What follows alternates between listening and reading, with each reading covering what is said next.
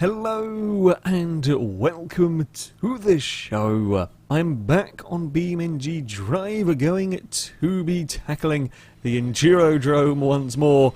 We start with the Grand Marshal. One of these has not gone around this course yet. I figured I'd go for a slightly silly configuration. This is a fairly mid-spec car. However, it's got wood panelling on the side, so you know that makes it infinitely better, I think. Something along those lines. Anyway, we've got the fun and games of a terrible automatic. Yep, just a terrible automatic gearbox. Not much else that we can do with that one.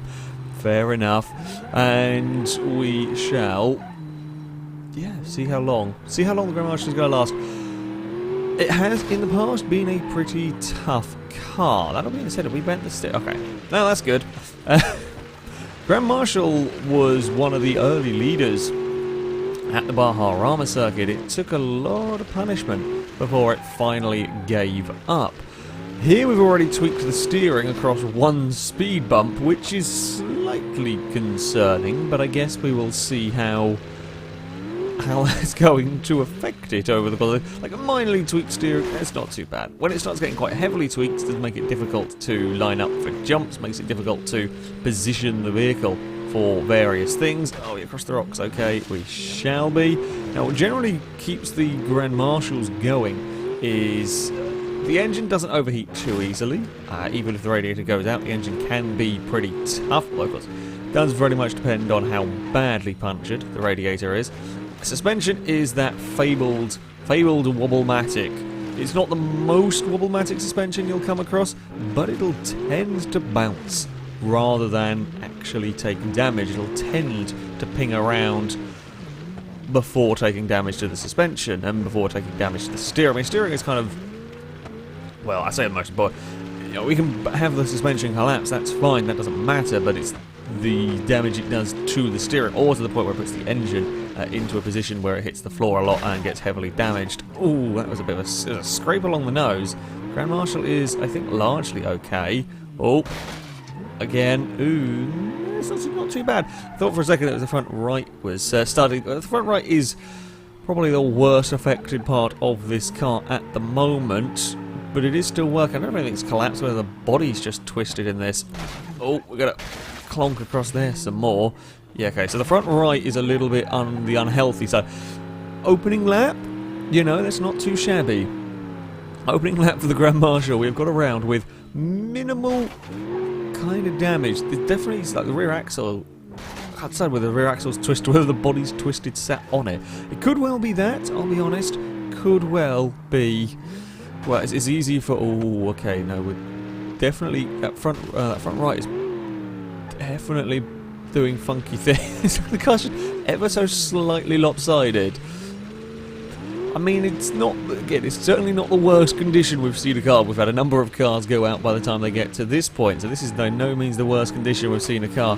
That glorious fake wood panelling, that's, I mean, it's still clinging on. The fenders are just about pinged off, but not much more serious damage than that. Okay, mud pit we go. Now, I've actually seen the mud pit tear wheels off, break steering on a few vehicles, and so much tear wheels, certainly bend and twist wheels apart on some vehicles. The Mustang actually went out through there, hitting the mud, took one of the front wheels out and stopped it from steering. No such things for the Grand Marshal. As I said, these car bits tend to get bent before they get snapped, and they can be buckled a long way before the car actually stops going. Now the radiator, that has gone, although the chassis is now starting to look very low on the front right. If that suspension is collapsed, we can suspect that it is going to, well, probably scrape the floor.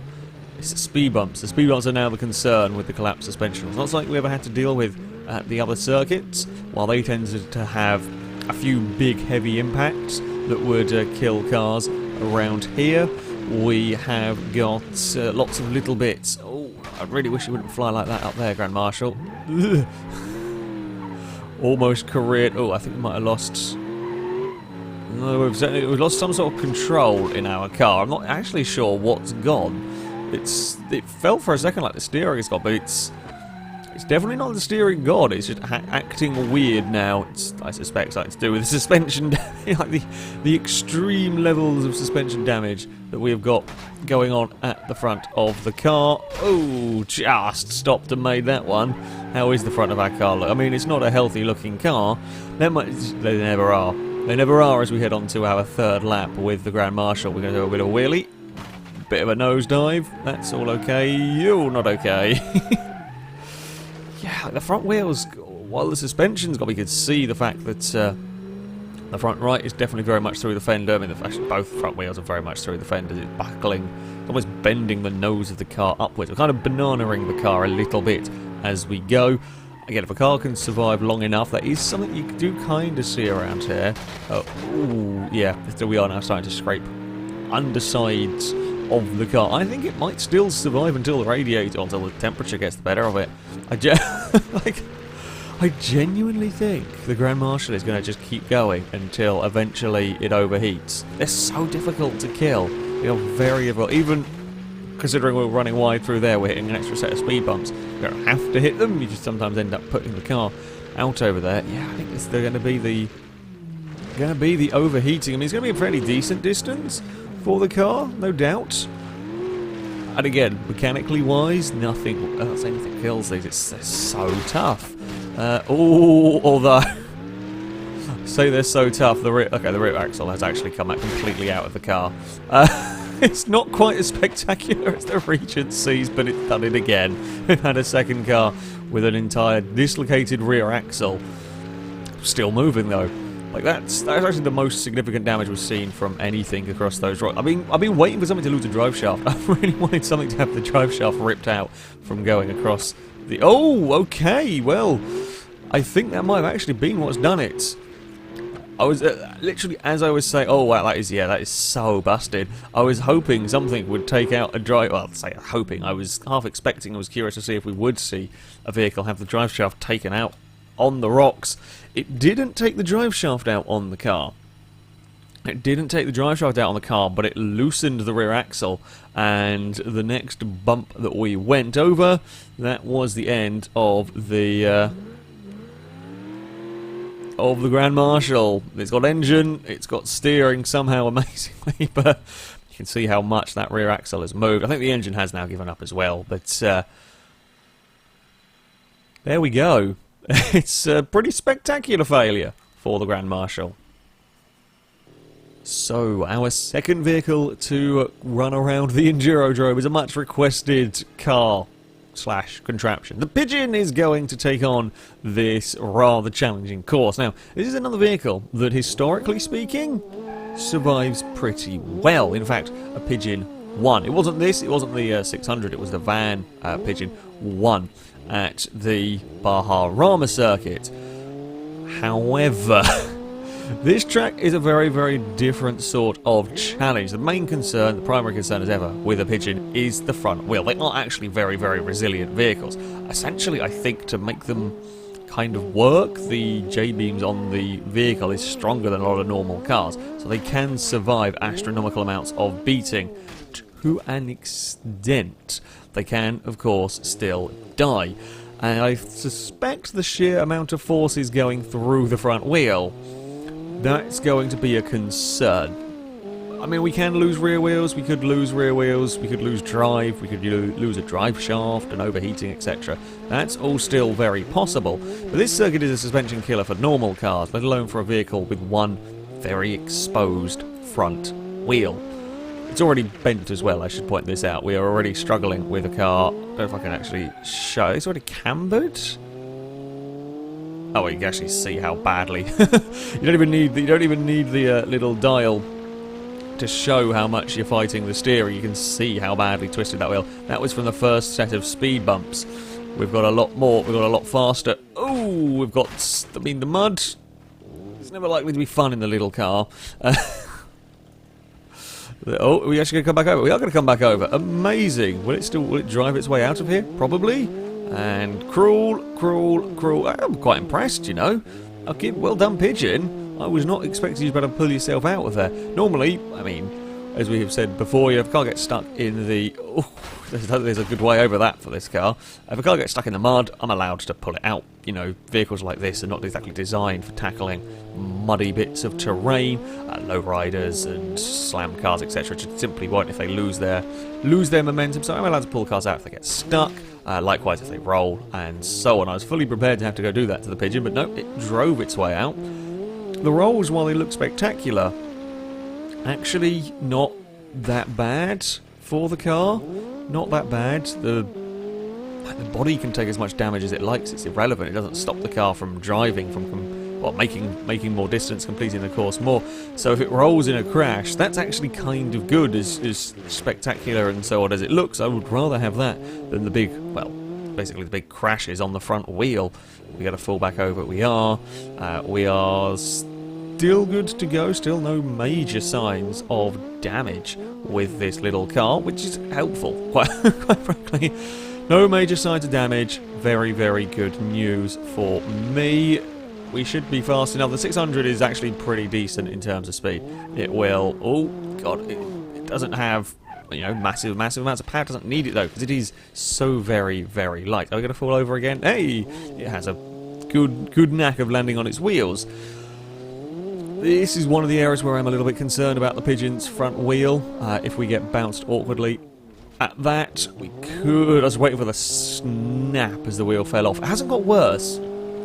This is the good news. The Pigeon hasn't got worse in terms of handling since the first speed bump. Oh, that could make things worse. Yes, since the first damage to the front of the car hasn't really got any worse. Oh, nice flip there. Definitely stunt of the day so far. I mean, it doesn't beat the semi-truck's front flip. That's still going to be stunt of the series, I think. Although then again, I say stunt of the series, the semi-truck's front flip was pretty damn impressive. The Regency's axle failure, right up there. The S-series just refusing to die, that's right up there. This circuit has been excellent. This circuit has been, I say has been, will continue to be, hopefully. It is an excellent circuit for vehicular destruction, and a slow, gradual destruction at that. Are we going to ping across there? Yes, we are. Oh. Ow!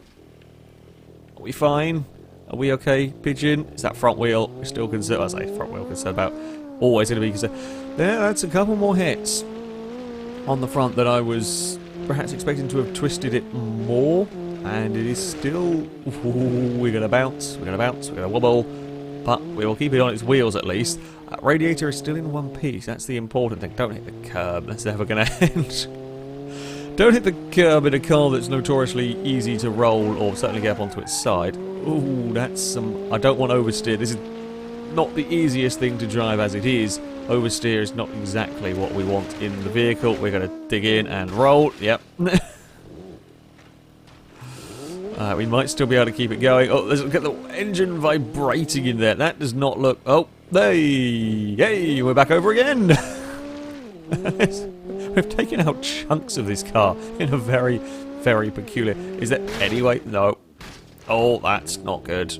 I think we might have lost steering. I was about to say, is there any way I can get over there without rolling? But... the answer is no. I think we hit the front wheel on a rock. Now, I mean, we have got... We can still...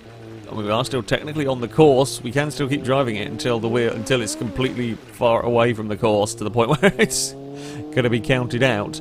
I think it would probably get... Oh, no, we're stuck in the sand. Come on. Come on, Pigeon. Come on, Pigeon. You can do this. This is because you've basically got an anchor at the front of the car you're trying to push against. There we go. Right, keep going. Keep going. We can use the banking here to try and maybe steer us. I'm wiggling the wheel. I don't know if it's doing anything. I think that is a destroyed... I mean, you can actually see the angle that front wheel is at now.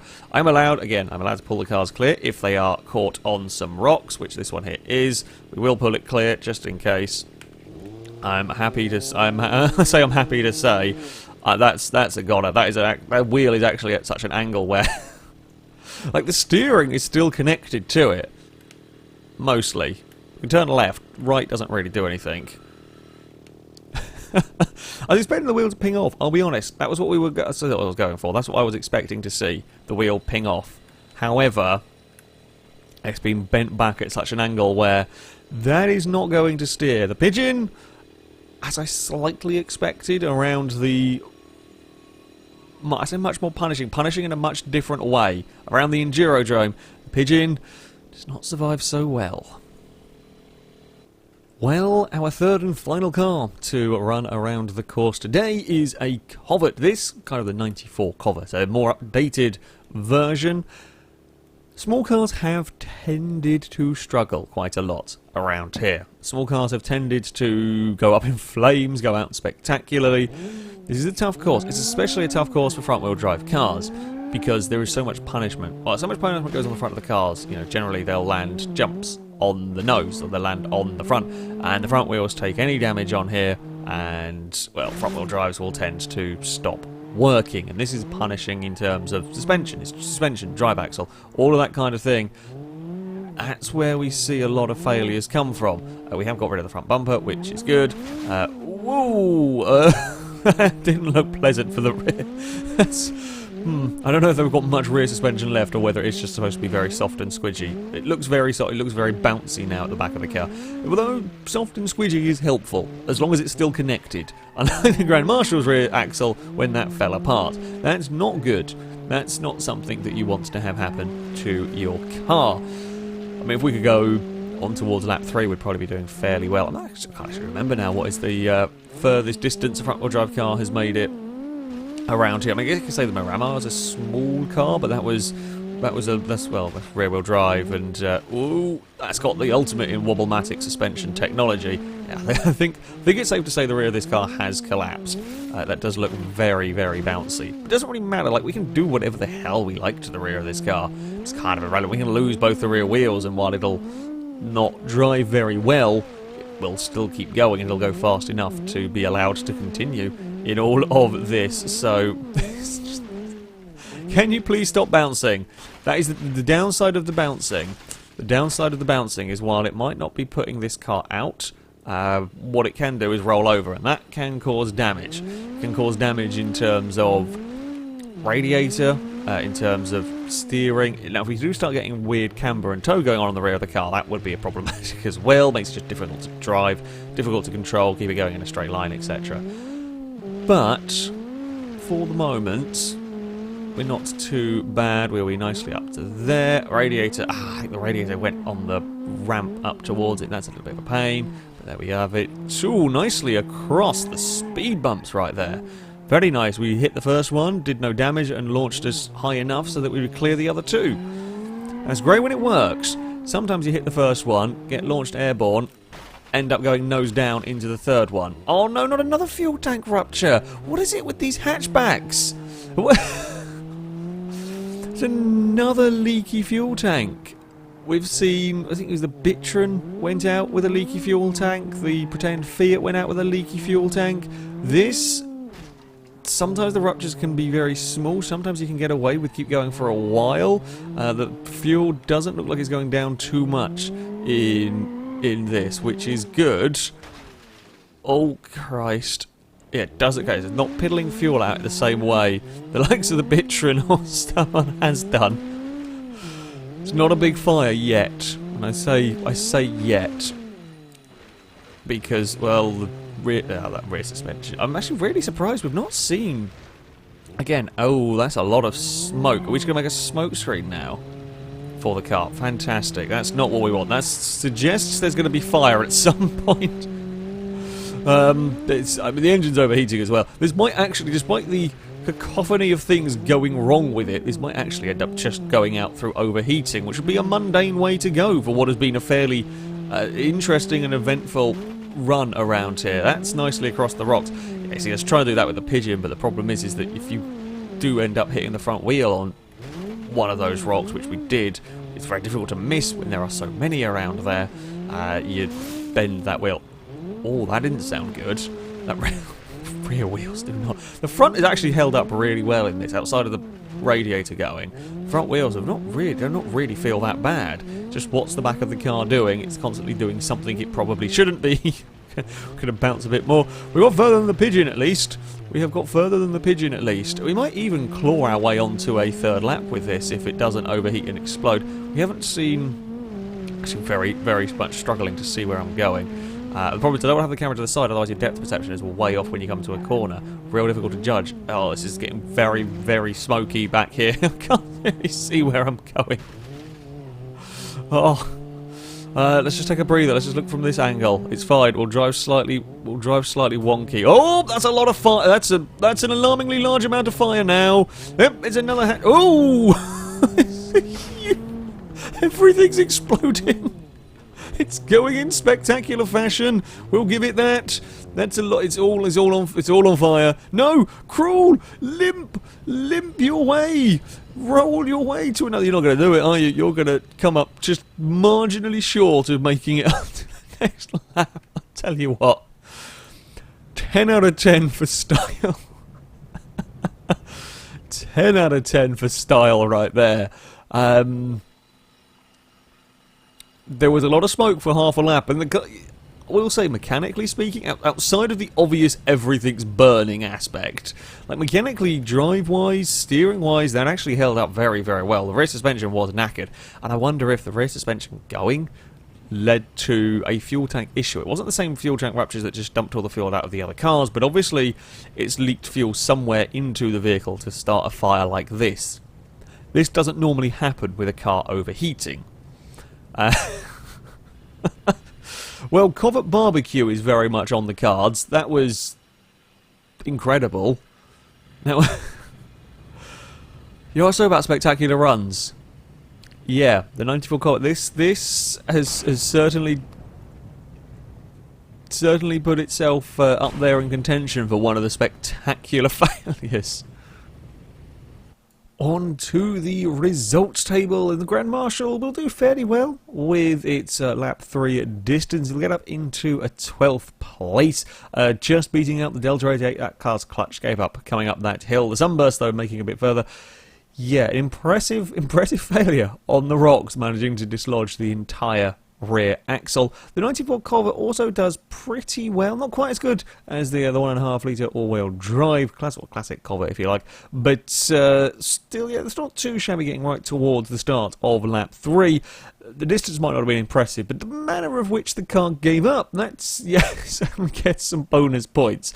The big fireball and just sort of bouncy, weird rear suspension. So, an interesting one, that's for sure. We have to go a little bit further down to find the Pigeon.